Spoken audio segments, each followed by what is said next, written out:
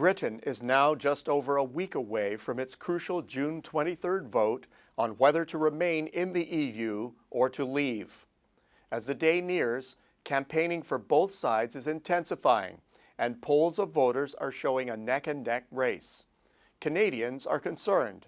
On my recent coast-to-coast export forecast tour, the issue labeled Brexit was a close second to questions about the US election. We're not the only ones. The world is watching this key debate, as its outcome could have a profound impact on the decades-long global move to greater integration. So what's at stake?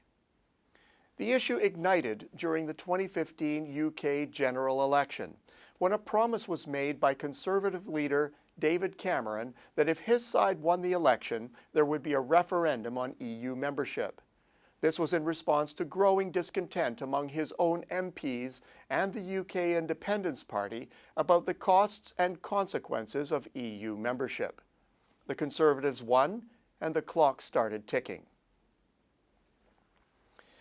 Preconditions for the referendum culminated in the February 18th to 19th EU summit, where the Prime Minister negotiated and secured a deal on Britain's EU membership. The deal did not achieve some of Britain's key demands, but did make changes to immigration rules, the issue of EU laws and closer integration, and re-established safeguards for countries choosing to opt out of the euro as a single currency. Since then, the merits of this deal have been hotly debated. The official Leave campaign asserts that the stipulations did not go far enough, while the Remain side hails the deal as a good one and the best that can be achieved by any UK negotiator. Polls tracking since January 10th initially revealed a consistent lead for the Remain camp. Occasionally, polls showing a dead heat were published, but the Remain camp was rarely the runner-up. However, the last 8 polls taken show that for a while, the Leave campaign had the upper hand, and the most recent 2 polls are evenly split. This has financial markets concerned. Brexit is cited as a key factor in a very recent flight to quality financial assets and Monday's stock market turmoil. The worry is not just a fear of the unknown. There are palpable concerns that a more isolated Britain would cause it to lose influence over decisions that affect its flows of goods and services, while having to conform to those very decisions.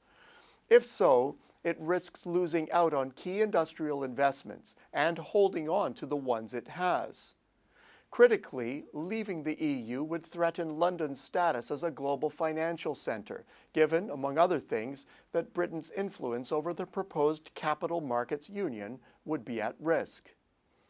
The Leave campaign addresses these concerns by highlighting the sluggish pace of European progress on these fronts, the diminishing importance of the Union over time, the ability of the UK to go it alone and actually do better, and the financial costs of the current arrangement. On the latter, dissenters cite the fees that the UK is remitting and questions the value received for this. Those spearheading the Leave campaign are tapping into a sense that the European experiment has lost its way, fears that immigration laws are too loose and are putting the UK at both financial and physical risk, and likely also the frustration of a continental and global economy that has been sclerotic for far longer than usual following the Great Recession. Well, as said before, the stakes are high.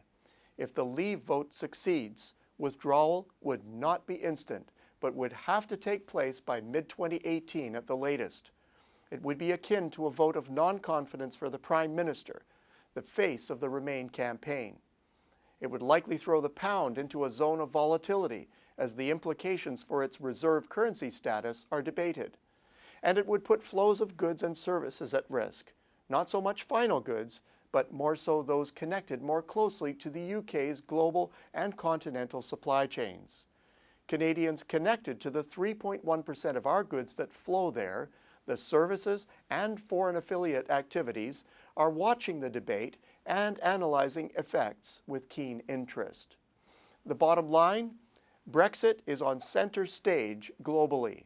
All eyes are on this debate. It's a pivotal moment for globalization and indeed for modern economic history. And with all that's at stake, it seems, by the polls, to be coming down to a coin toss. Until next week, I'm Peter Hall.